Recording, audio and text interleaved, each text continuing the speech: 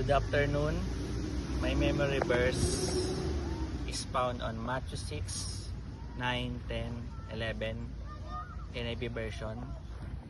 Then, this is how you should pray.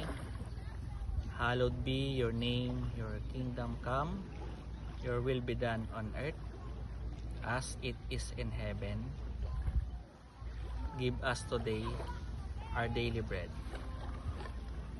Sa passage na ito, who Jesus is, the Lord teach me how to pray to Him in a very personal way.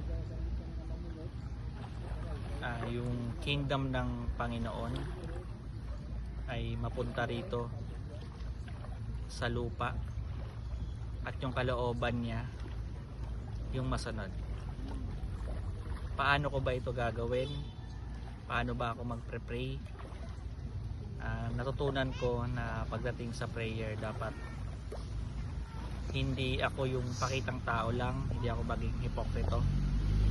Hindi rin kailangan yung marami akong sinasabi at malayo naman yung puso ko sa Panginoon. Yung context din ng passage na ito,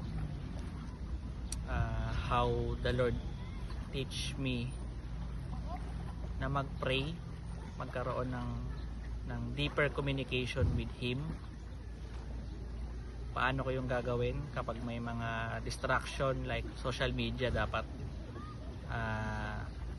ilayo ko muna yung focus ko o yung attention ko dito. When I'm praying before the Lord, dapat maging intentional and personal.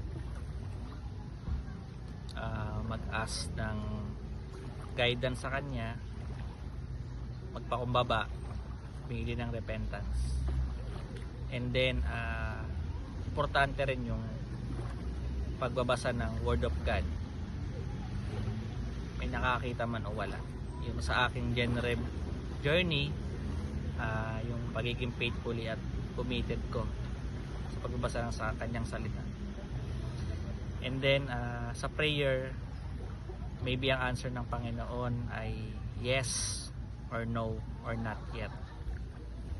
Hindi lang ako mag-desire na masagot ng Lord yung panalangin ko. Higit sa lahat, kung ano pa din ba yung kalooban ng Panginoon para sa akin. Yung hallowed be your name, your kingdom come, your will be done on earth. Because God is holy. Napaka-holy ng Panginoon. Siya ay banal. Kaya kailangan na mas lalong maging intimate yung relasyon ko sa Kanya. And ako din mamuhay ng may kabanalan.